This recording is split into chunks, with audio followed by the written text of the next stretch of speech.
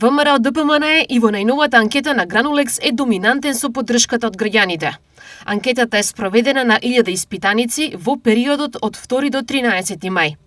Во овој момент партијата на власт ужива во 22% наспроти СДСМ со 9,7%, Влен со 8,4%, ДУИ 8,3%, Левица 5% и Знам со 3,9%. Високиот рейтинг на партијата на Мицкоски има објаснување од многу аспекти, но според аналитичарите клучни се неколку.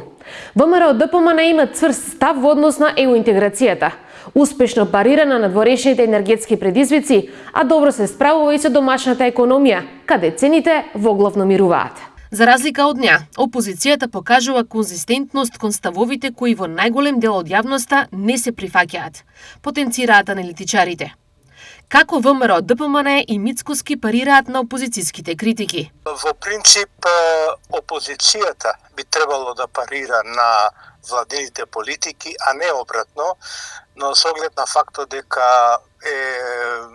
ВМРО ДПМН и ова влада се изложени реално на засилени критики во последно време, мислам дека одговорот на владата е коректен и се дефинира во политиките на владата кои се, според моето мислење, конзистентни.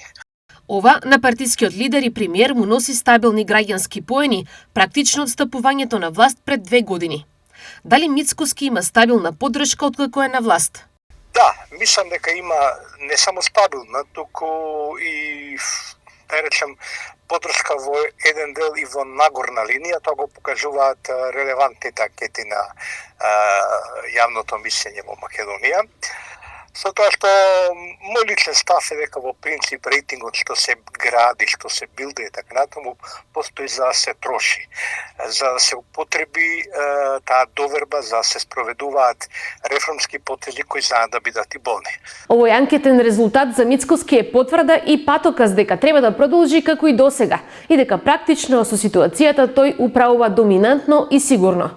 Во овој момент тој нема сериозна закана во ниту еден аспект, а причините за тоа најмногу треба да ги анализираат неговите политички опоненти.